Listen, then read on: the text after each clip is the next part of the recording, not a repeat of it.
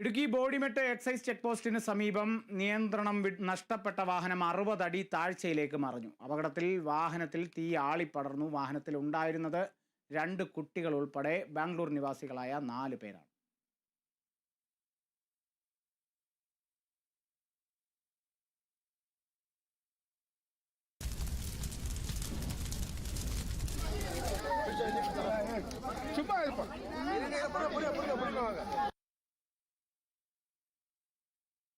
വിവരങ്ങളുമായി ബിനീഷ് ആന്റണി ഉണ്ട്.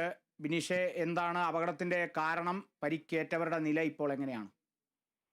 കാളിദാസ്, അല്പം മുമ്പാണ് ഈ ഒരു അപകടം ഉണ്ടാകുന്നത്.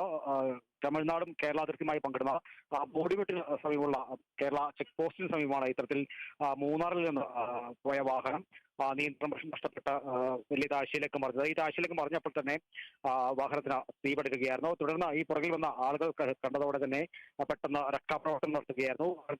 കുട്ടികളടക്കം 4 പേരാണ് ഉണ്ടായിരുന്നത്. ഇവരെ വാഹനത്തിന്റെ പുറത്തെത്തിച്ച് പരിക്കുകളേറ്റവരെ തേനി ആശുപത്രി മെഡിക്കൽ കോളേജിലേക്ക് മാറ്റിയിട്ടുണ്ട്. ഇവരുടെ നില ഗുരുതരമാണോ എന്നുള്ള കാര്യത്തിൽ വ്യക്തതയില്ല. ഏതായാലും പരിക്ക് ഏറ്റിട്ടുണ്ടെന്നാണ് നമുക്ക് അറിയാൻ സാധിക്കുന്നത്. ഏതായാലും ആളുകൾ കൃത്യസമയത്ത് തന്നെ രക്ഷാപ്രവർത്തനം നടത്തി.